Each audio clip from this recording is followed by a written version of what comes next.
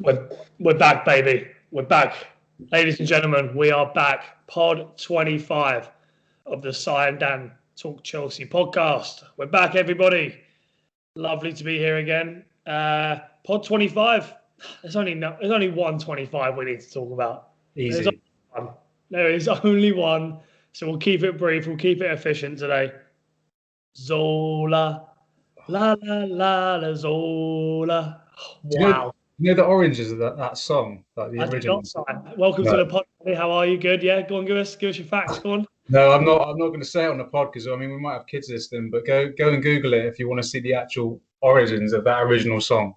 All right, I'll do that after. Zola, what a legend. My favourite memories of Zola.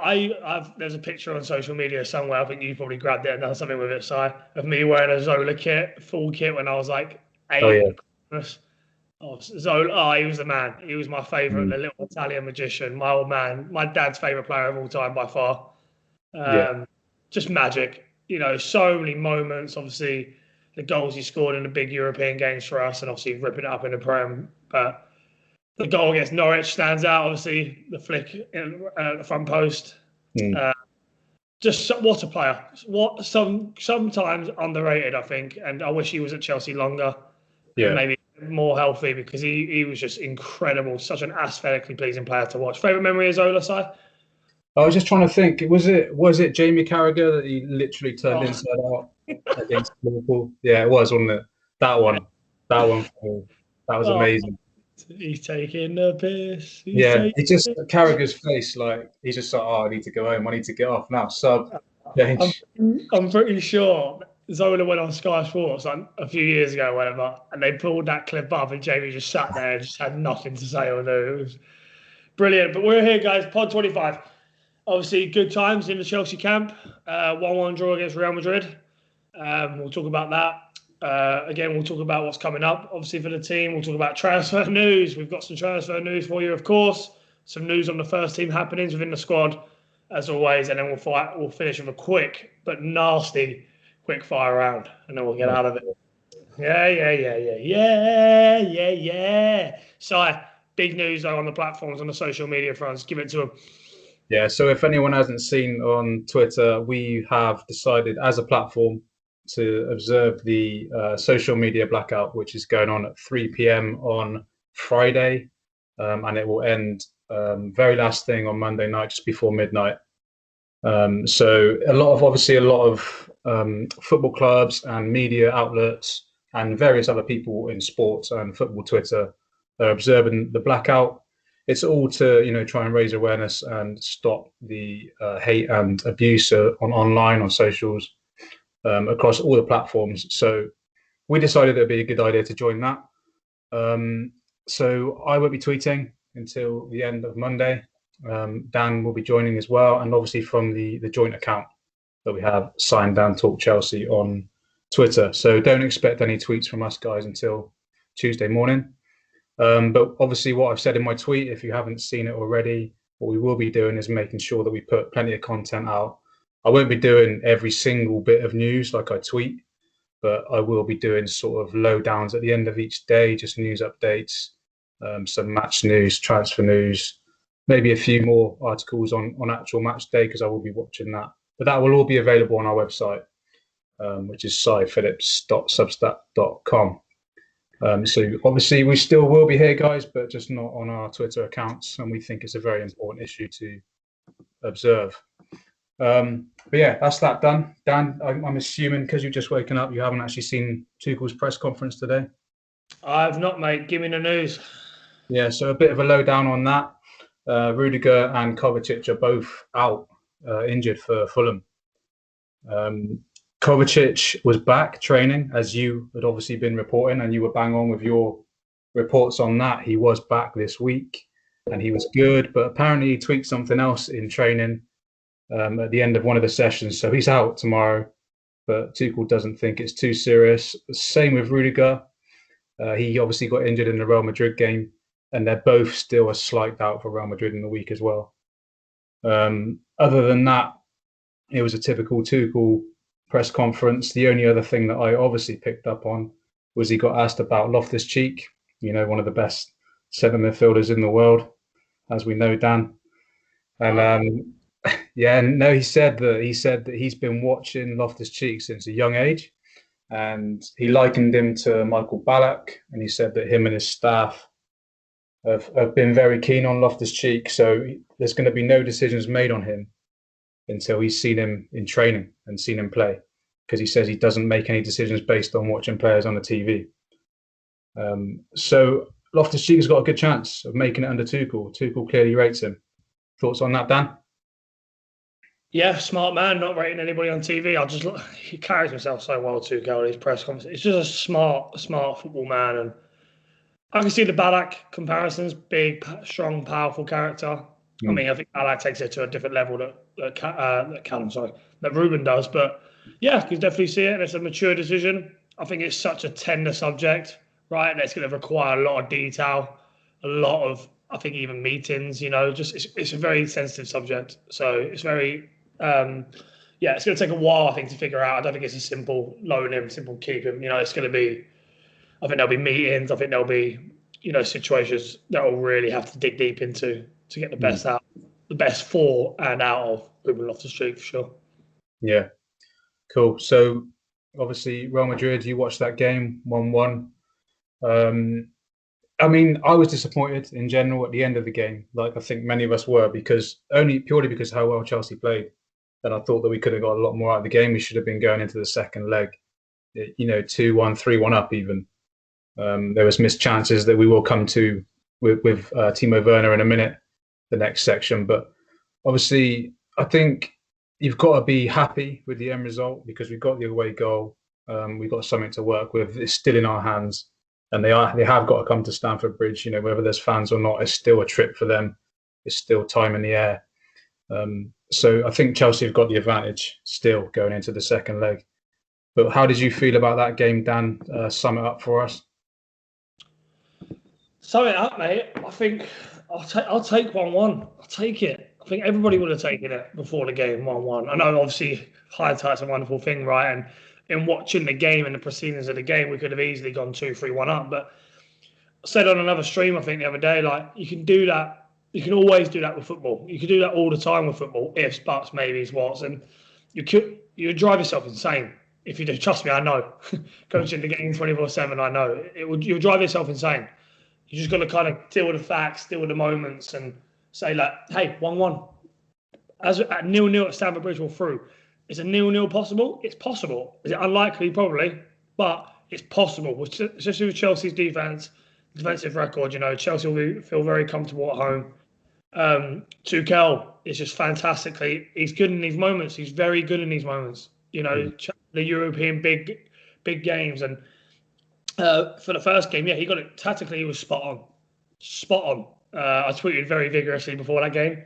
I'm not sure I'll be doing that again for a while. But, yeah, it was... the selection made sense. Experience, the shape was good. Obviously, Real Madrid were that worried about it. They matched us, which Real Madrid don't do that. Zidane doesn't do that, and you can tell they don't do that because our start was sensational and theirs was not, because they are not comfortable playing that formation. They are not comfortable matching us up like that.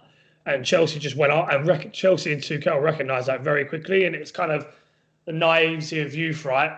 Just went at them. And it was so fun to watch us dominate the first 25, 30 minutes against a Real Madrid side away.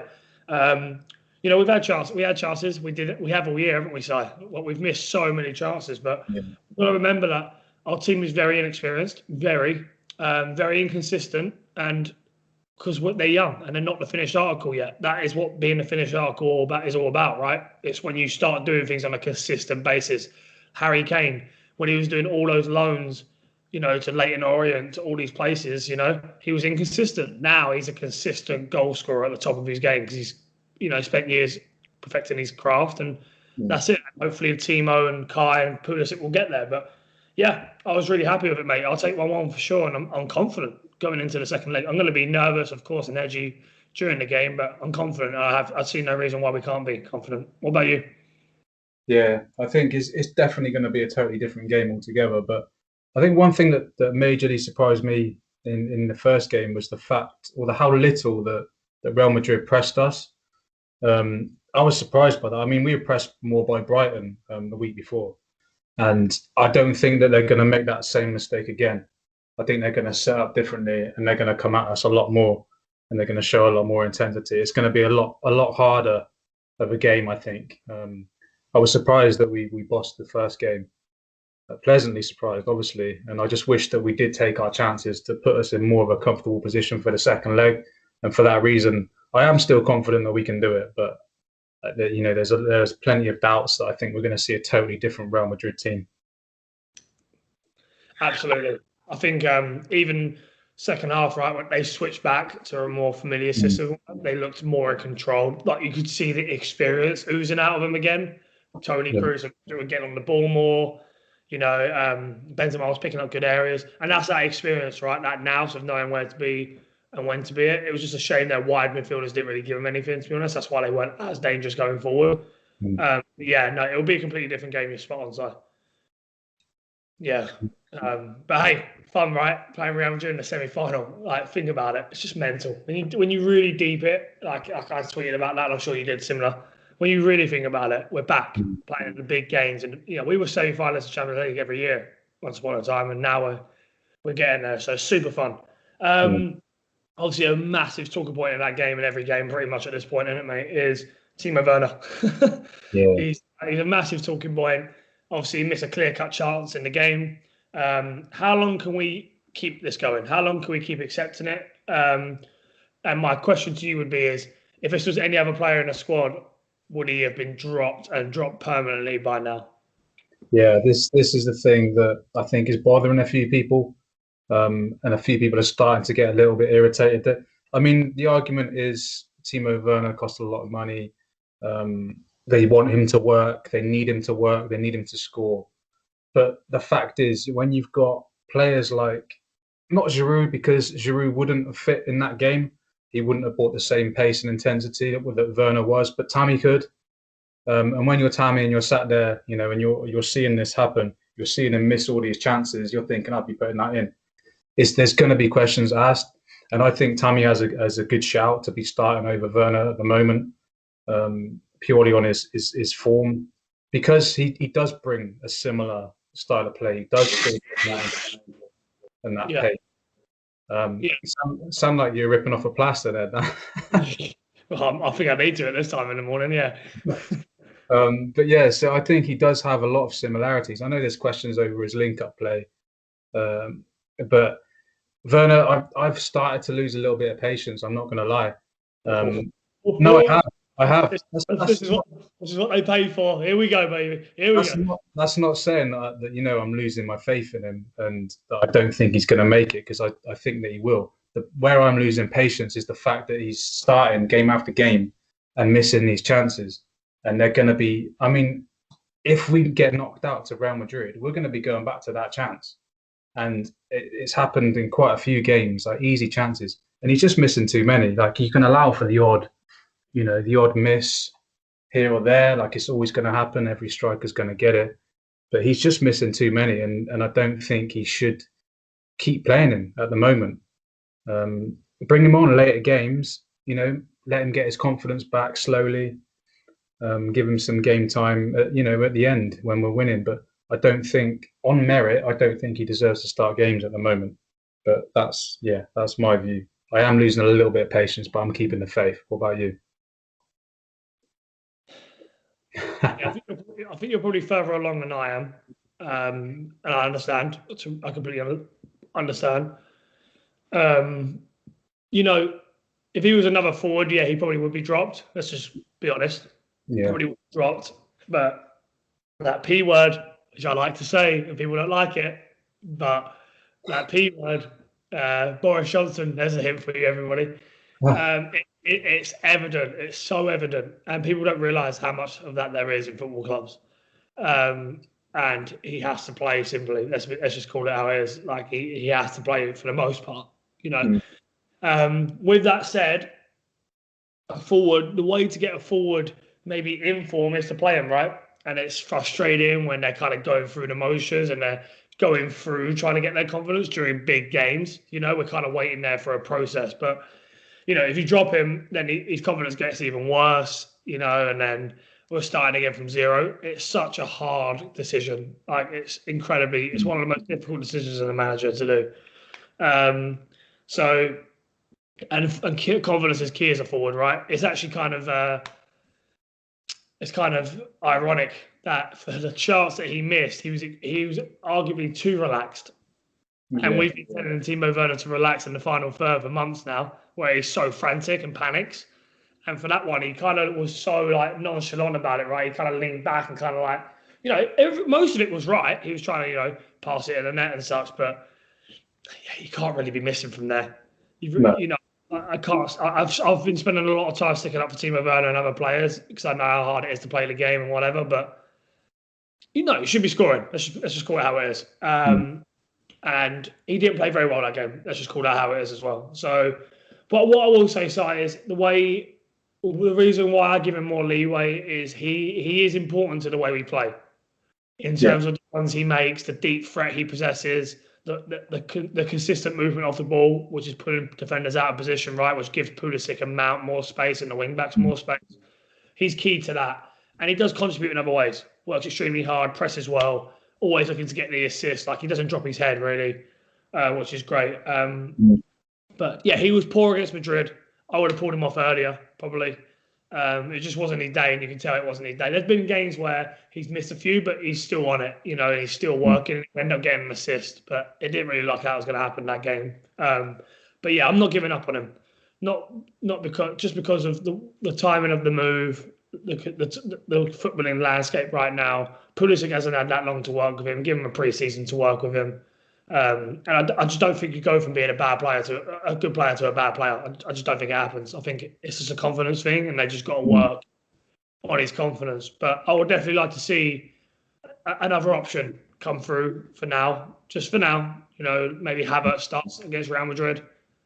Fulham, I know we'll talk about, but it's hard to not look past Fulham, right? I know that's a big game. We can't underestimate him, but Real Madrid really at the forefront for a lot of people. But yeah.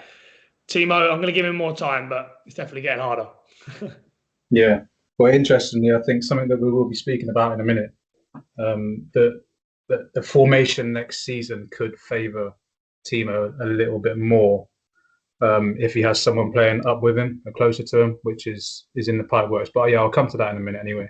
But anyway, on this subject, Tammy, obviously you being the GOAT source that you are, Dan McCarthy, Macca Sport, ladies and gents. He came in with this news, what was it, 3 weeks ago? Something like that. I mean, yeah, and it was late. If you remember, I got a lot of abuse on the pod and online because my news came out late. So I had the news, I just didn't share it, did I? That's it. Yeah, so Dan obviously delivered the Tammy news. Got criticised for it, but he's basically said, it looks like Tammy's Chelsea career could be over in this summer. Matt Law has followed up with that report over the last few days, basically saying exactly the same as you said, Dan. Saying Chelsea are now targeting a big name striker to come in, so Giroud and Abraham could both go. I just want to get your overall thoughts on this, as well as the fee that they're quoting, 40 million, Matt Law says, for Tammy. Do you think that's a fair fee for him? And do you think that he has been treated unfairly? Double-barrel question there for you. Yeah, no, just on the information, it's always good to see because Matt Law, obviously, I talked about, good guy, and he's obviously, a lot of people regard him as the source, right, in Chelsea. So good for him to confirm it. I've had a few of them gifts sent to me, like the Snoop Dogg one. He don't miss. He just don't miss. So that was always good fun. And we're free, guys. We're free. I have no idea how, but we are. So it was good to get that kind of in the bag. But with that said, is he worth 40 million? It's difficult, man. I don't think he's worth 40 million. But when someone brought up a good point the other day on a stream, I think it was, or on Twitter, in the current climate, you have to argue he probably is.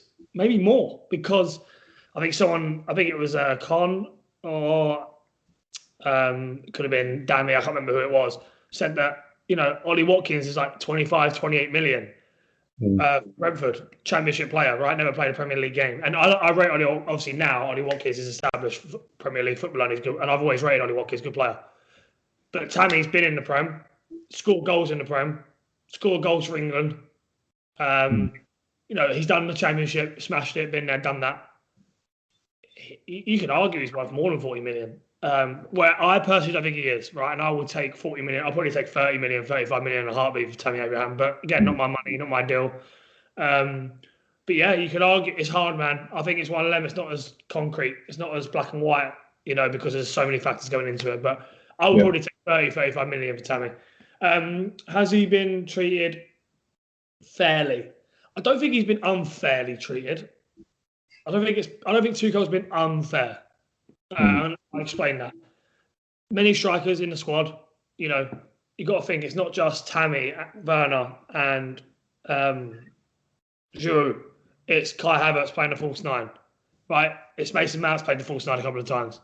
It's switching in formation a couple of times. Like, there's so many options now. Ziyech as well has been deployed up there, right? Pulisic's been deployed up there actually a couple of times. It's just so many options. And Tuchel is in a rat race right now to get in the top 4 and win a trophy. He's in a rat race. It's not his team. And he has just been thrown into the deep end and gone, here you go, deal with that, get this, and get it done. And that's how Chelsea operate. That's exactly what they would have said to him. So he hasn't got time to give people favours. He hasn't got time for a process as much. He has to just get results, right? And we don't see training, do we? I know we hear things, we get told things about training, right? But we don't get the clear picture, things happen. We don't see what Tammy's like in training. Yeah, there was obviously reports a few years ago, right? Or maybe a few months ago, whatever, about Callum's kind of work ethic in training. Yeah. And now that's significantly improved and he got his opportunities, right? We don't know if Tammy's going through the same kind of thing, right? It's hard to be dropped. We had it tomorrow as well, right?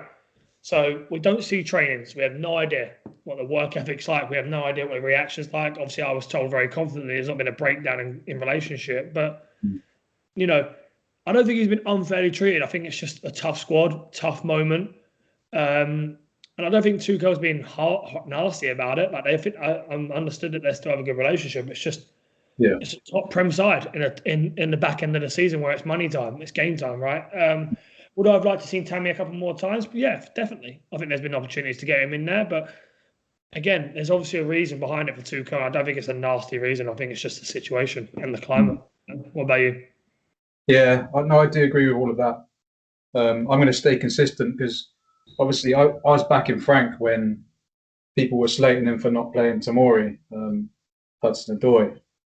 I backed Frank. I said, we don't see what goes on in training. We don't know what's happening behind the scenes. They might not, he might not just be fancying them as a player. They might not fit his system. And it's the same thing now with Tuchel and Tammy. Although I do feel Tammy should be playing more, and I do feel he should, especially with the form of Werner, he deserves a start.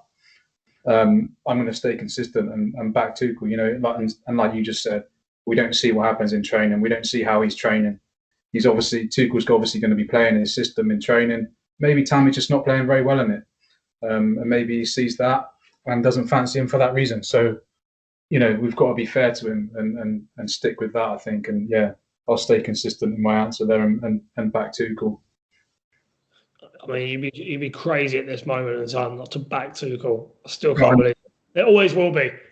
People question Guardiola. People question Alex Ferguson, so it's always going to happen. But yeah, at this point, we've got no reason to question Tuchel. The guy is, I've always rated him as a coach. Always liked him from his Dortmund days, even his Mainz days. But he's exceeding expectations right now, incredibly. So he's doing very well. All right, let's get on to it. Everyone wants to know, don't they, about the big striker coming in. I heard, obviously I shared with you, didn't I? We haven't shared it on the platform as much yet because it's very hard to confirm something of this nature, right? And we don't want to throw out just rubbish news or not news that's been quadruple checked. But I heard whispers that the parties have already met, the parties being Haaland's posse and Chelsea, to see if a deal is liable with Chelsea, like if Chelsea can financially and will financially be able to afford such a lucrative deal for Haaland. So I've heard from one source, a couple of kind of said, yeah, it probably could be happening, could be true, that they've met in the past weeks. I also got told by a different source that he believes, or the same source, sorry, but a different a different notion would be that maybe another meeting might happen. Another meeting might happen in the coming weeks, when Yeah. the season kind of wraps up. I'm yet to hear if that's confirmed or if that's going to happen 100%, but he said that with the nature of the first meeting, if it did happen, that a second meeting could follow. So that'll be interesting. With Lukaku, I said this a few weeks back. I said it a while ago. He's happy at Milan, and this is another one I could have put the "don't miss" gif on it because I said this a while ago. He's happy at Milan. I said that, and that was been confirmed now by a lot of people, especially in the last 24 hours. Right?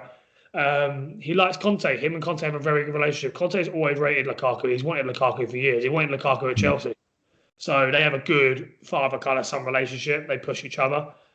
Both big personalities. So he's happy there. I mean, Inter Milan, I believe, are going to win the league, aren't they? So he'll be happy with that. And I've always said that a deal for Lukaku is just so tough with the politics. I think I remember being on a pod right listing 4 or 5 reasons why. So Chelsea are exploring it. Of course they are. I like to use my term, then I due diligence. They're doing it. Of course they are, because they want to see if it's an option and it's a backup, right? But that's a hard deal to do for a lot of reasons. Chelsea want that marquee forward. They're going for it. They're gonna do everything they can to get it. I think Lukaku might be an easier deal just because of if they threw some stupid money at Inter Milan, I think Inter would take it. But Chelsea will have to throw some stupid money at Inter Milan and at Lukaku himself to get him out of there. Haaland's going to be stupid money too, right? Just a quick one. I'm not having Harry Kane to Chelsea. I'm not even. Going to ask you that. Don't even bother. I'm not. I've been listening to TalkSport. I'm not having it, and I don't want to talk about it. It's not happening, people. Sorry to burst your bubble. I do that a lot, and I know people get on me for that. Like, oh, just give us the good news. We don't want the real news. No, it's not happening. I'll quit everything on Chelsea Twitter if Harry Kane signs for Chelsea. Not happening. Jeez, damn, that's strong. Not happening. Strong. Yeah, I mean, that came from the Daily Mail. Matt Barlow this morning said that Chelsea are interested in Harry Kane, in case anyone hasn't seen it, which I'm sure you all have by now. But yeah, Dan has said, no, that's not happening, so let's move on. I think the only bit I can add to that is I got told Lukaku that originally, obviously, the board were pretty much all back in a move for Erling Haaland, but I've been told that there's more people on Chelsea's board now and the scouts that are more willing to go for Lukaku than before. So I think he's probably more of a chance than he was originally. I think that Chelsea would probably pursue a move if this whole thing with Inter Milan and their investors, if that goes tits up, then they're in a financial situation that's very bad. I think then we might see a move for Lukaku become a bit more reality. But I do agree with Dan there. It's a very hard deal to pull off, and Lukaku is happy at Inter, doesn't want to leave. But yeah, you've covered it all there, Dan. But I think the chances of Lukaku going to Chelsea might just be a little bit more than it was before. Yeah, money. It's going to be. It's just, I know it's blasé and bland, but it's just going to be a money thing. Really, yeah. And Chelsea do a bit of cash, don't they? So we'll see. Yeah, cool. We have a new section for you people. I really wanted to get a jingle or something for this, because I think this can be like a regular section. What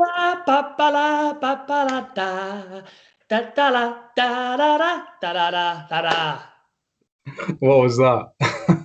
That's your jingle, lad. That's brilliant jingle. I just don't know what it was. Not sure I can do it every week though. I'll try. All right. Well, that was the jingle for our new section called Inside Information Station. I love how that rolls off your tongue, right? It's good. It's good.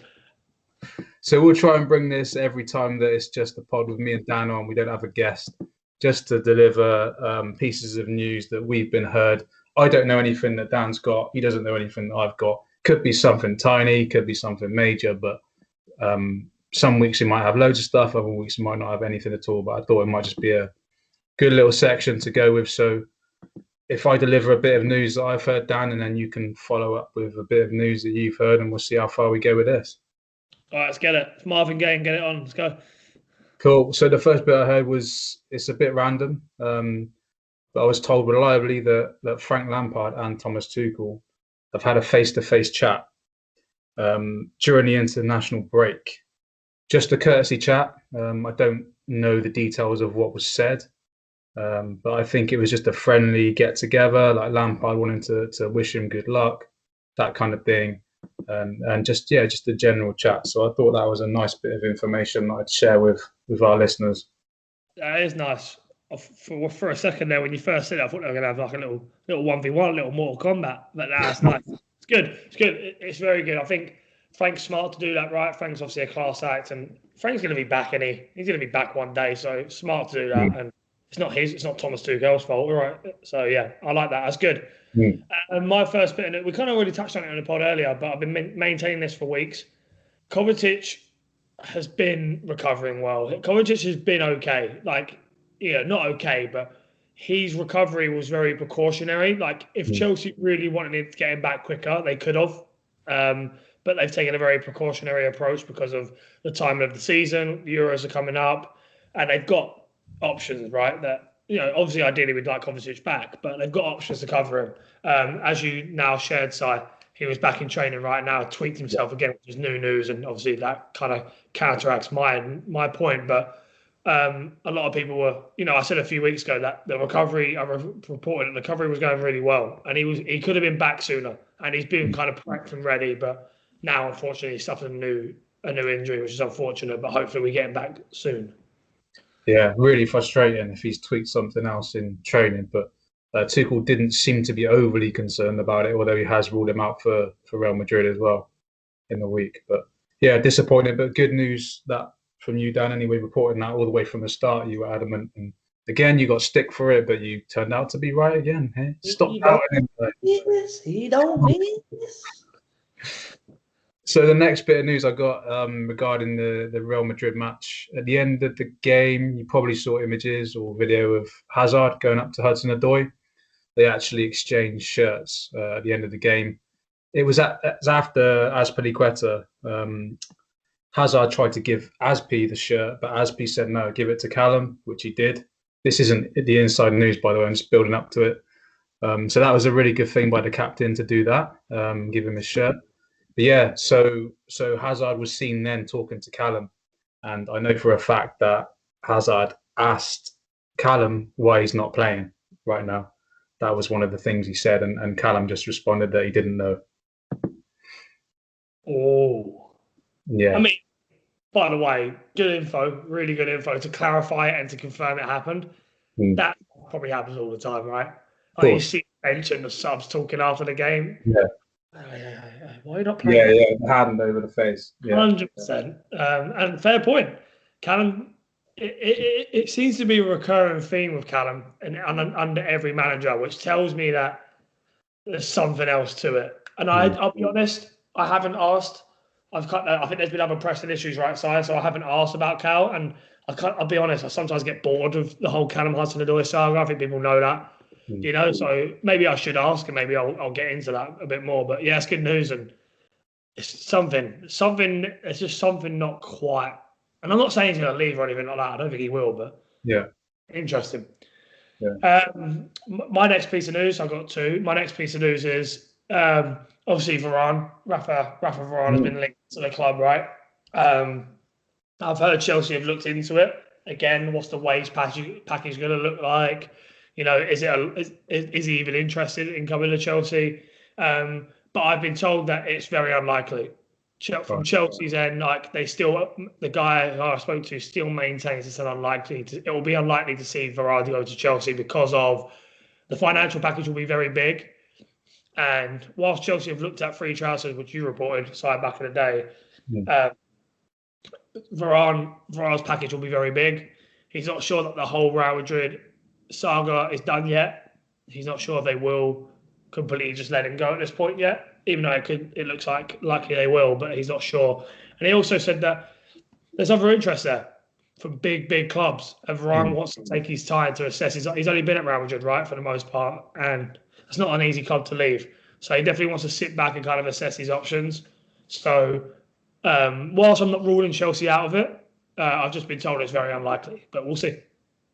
Fair. It's good to know that the interest is there. I think he's been a player that Chelsea have watched for a long time anyway. So yes, yeah. If there's an opportunity there for them to go for him, then I think they will. But Yeah, cool. Next bit of transfer news, actually from me. I've actually reported it before, but I've been told again. So I go back to the same guy, one of my reliable guys, ask him about transfer news, and he said the same name to me again. He's like, just keep a real close eye on Boubacar Kamara from Marseille. Chelsea keep scouting him. They keep going to watch him. They love the fact that he can play as a centre back or a DM. And Thomas Tuchel has also said that he likes him as a player. So yeah, definitely one to keep an eye on, Kamara there. Yep, good one, nice one. That final one for me, mate. People will assume this, but I've been told pretty confidently that work has already started being done behind the scenes to prepare multiple sales this summer.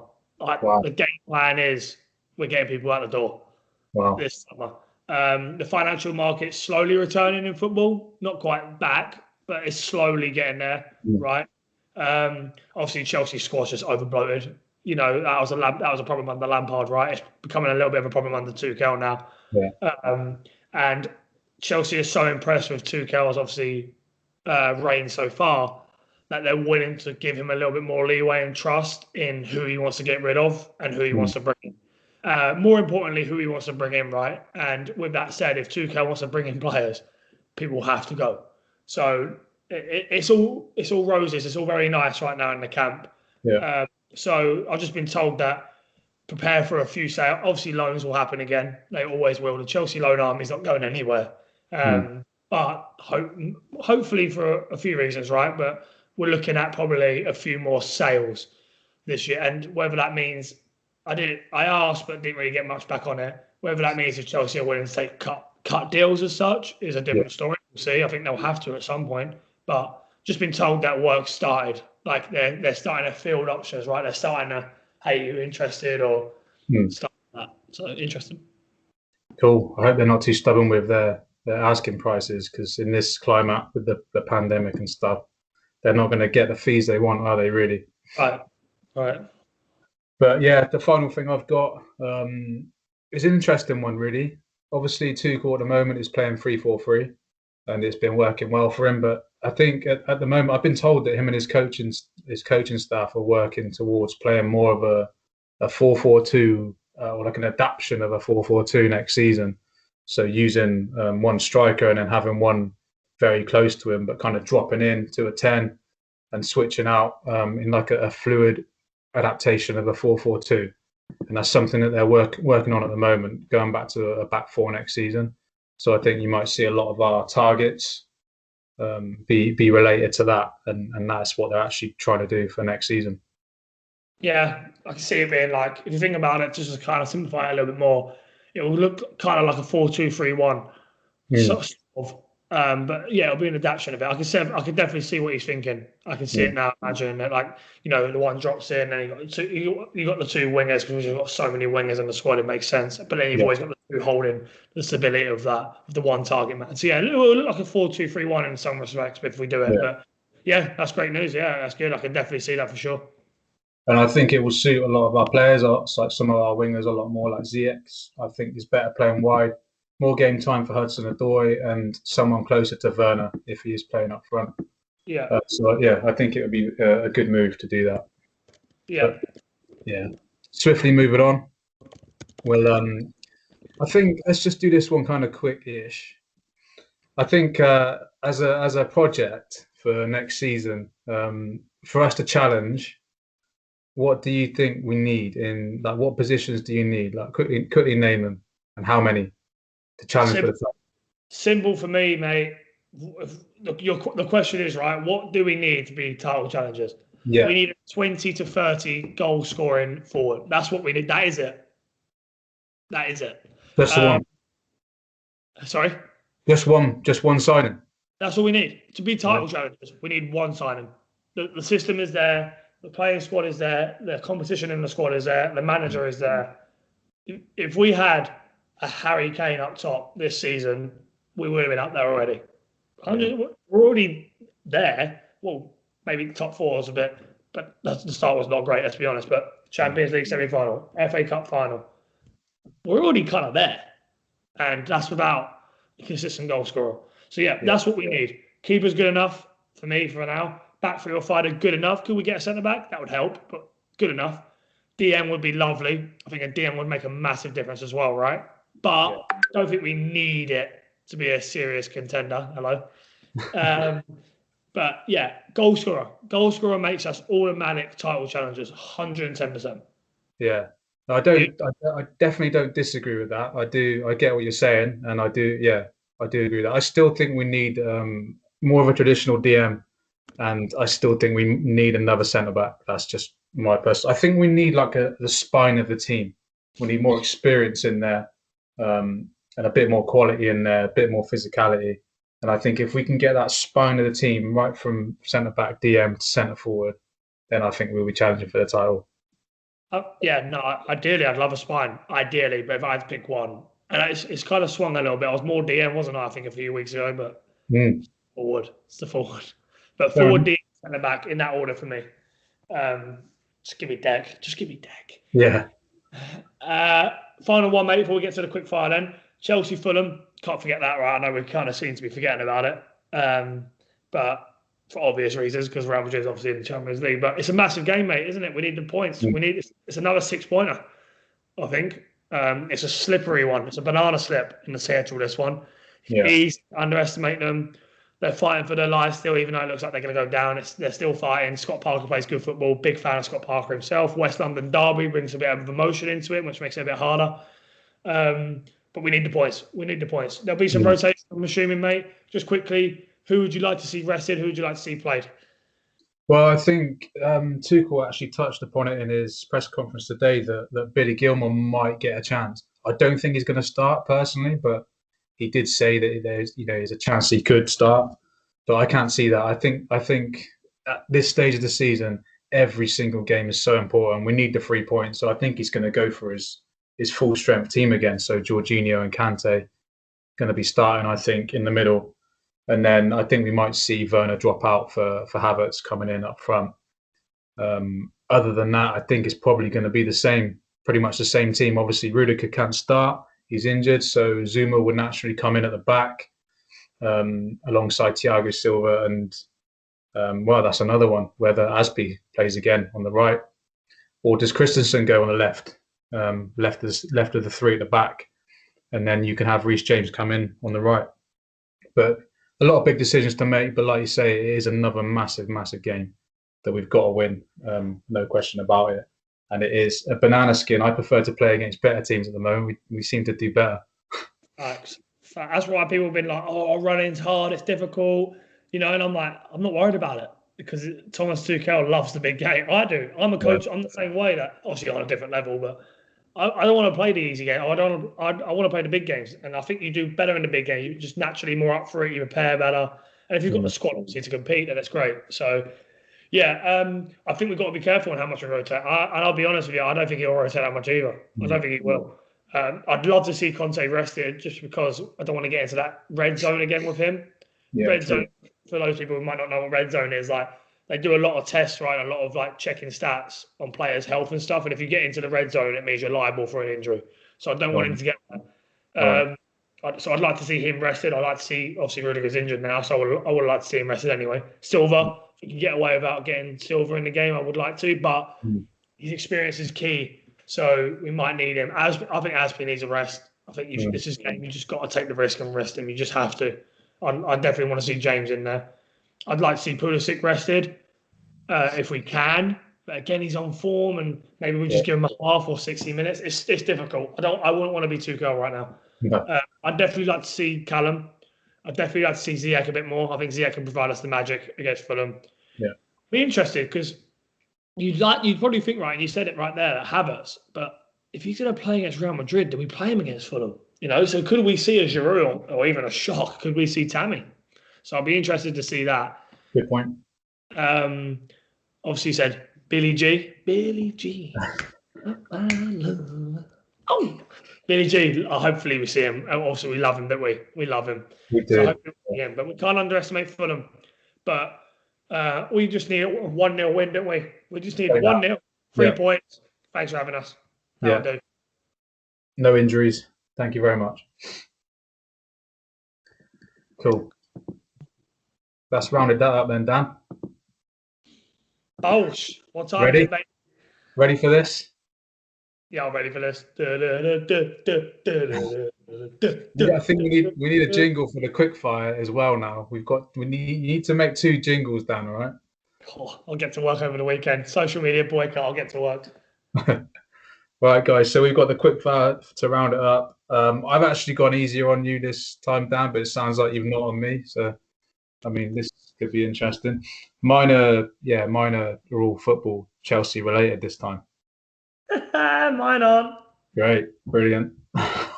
Here we go then. I'll start. Right, Dan, you can only have one. Edouard Mendy or Gianluigi Donnarumma? He's thinking on this one. Oh, the suspense. We do have listeners, Dan. I'm going to say Mendy. Mendy over Donnarumma. Big call. Big call.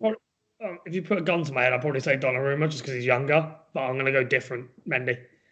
Fair enough. Good answer. You? Donnarumma. It's not my question. It's not my question. Come on. I would have got to answer yours, mate. What's that? Right. You battered me last week, so I'm going to batter you this week. Si, obviously we saw a picture of you on social media. You threw a little throwback up there when you actually had hair, right? Did I?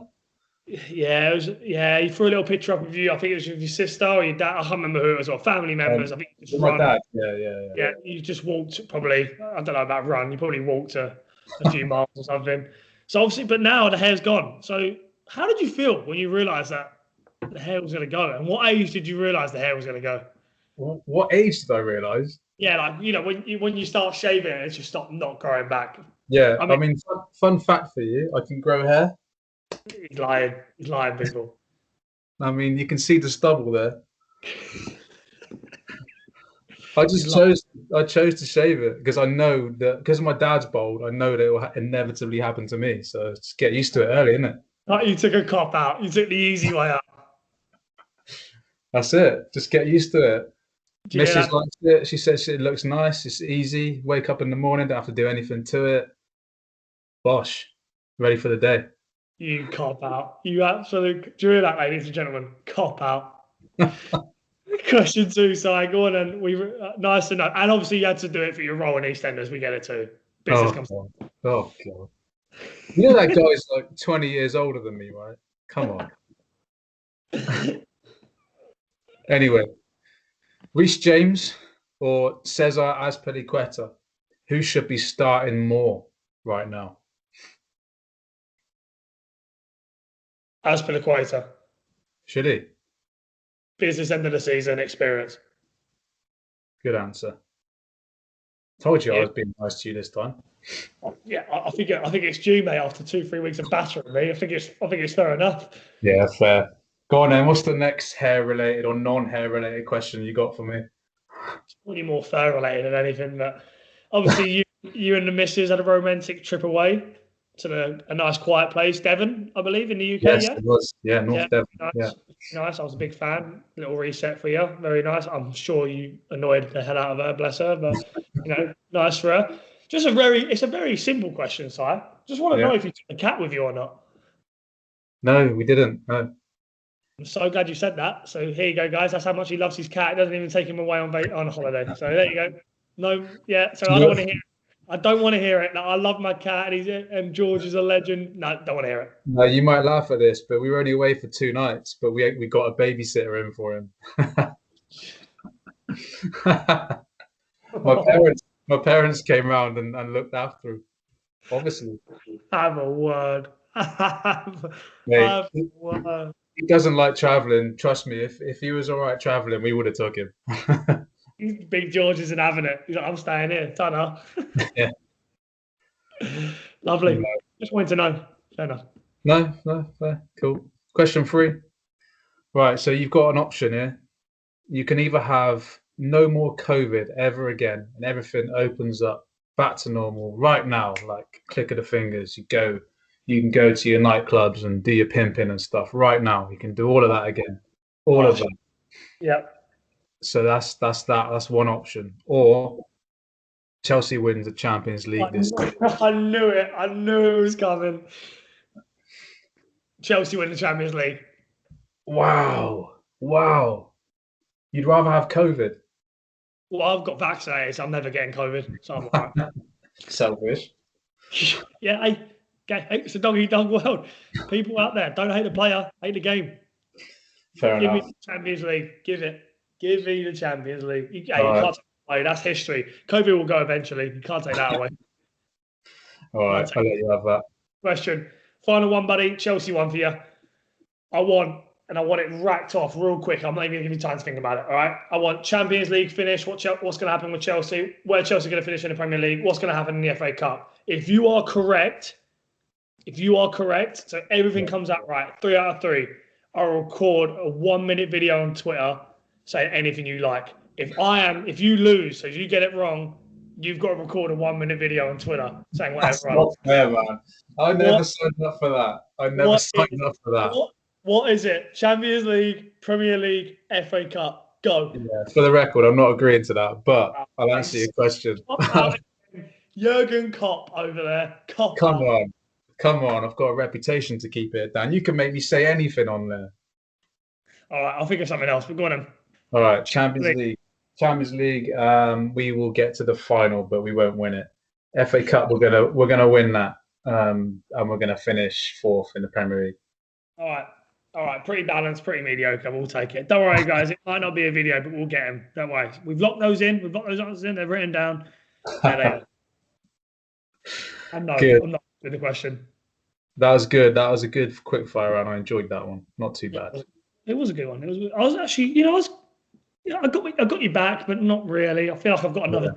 I feel like I've got another gear. I'll get there eventually. This is what I keep saying to you. I don't know where we go from the horrendous abuse that we've given each other already. There's literally nowhere else to go. So we're kind of going back again and just building back up to it. Yeah, it's levels, isn't it? Consistency. It needs something controversial to happen at Chelsea, like really controversial. I'll have a word with my mate Tommy, see if anything can happen. Or I'll have a word with one of the players, see if they can do something really stupid. With that said, mate, that's us done. Good pod that. Covered a lot of things. We brought in a new feature, didn't we? With the let me get back to it. The Inside Information Station. Good. Lovely that. Very good. Some good news on transfers, which people will enjoy. So get on those. Harry Kane's not happening. Talked about obviously Real Madrid and Fulham, which is great. Yeah, really good pod. Lots out there. Lots of information. Lots to dissect for the fans, for the listeners, for the watchers. If you're on the vids. We'll leave you with that because obviously we are boycotting now for a few days. So we'll leave you with that. Si, final words to the people before we dip for a few days. Yeah, well, obviously, like I said at the start, we're not boycotting on the website, so keep up to date with that. I will be posting on there. And next week for the pods, we do have a very, very special guest. So I'm going to tell you about so we can build up the momentum. We have Christophe Terrier from HLN Belgium, obviously. Good friends with Lukaku, Hazard, Nisonda. So he's going to be bringing us some great information for next week's pod. That will be recorded on Thursday. Very exciting news. A good guy to talk to with the Belgians and football in general. Good account. So looking forward to that. That was pod 25. That was Zola's pod. That was it. Racking them up. 1/4 century. Wow. 2.5 decades. Racking them up. We just keep rolling. Just keep rolling. I've got to stop. You have got to stop. Sorry. With the fairies, I can see you floating there, man. Someone's got to pull you back down. Sorry, mate. It's very early. It's 7:30 in the morning here, LA. Great. I've had a coffee. It's too much. I apologise to my family. Apologise to my fans. Way too much. If you desubscribe, I totally get it. Don't because I will go Grant Mitchell on you and I will find you. So don't. Anyway, pod 26 next week. JT number. We'll talk about that more next week. Only one 26.5, just like 25. Guest has been announced. That'll be exciting for next week. Everybody, stop online abuse. We will be boycotting. Be nice to each other. Be good to each other. If you're staying on the platform, enjoy. You might see a few cactuses out there in the desert. If you're off it, good job. Well done. Enjoy the time with your family and your friends. It's always good to have a reset. We're out. We'll see you next week. Peace out. A-Town.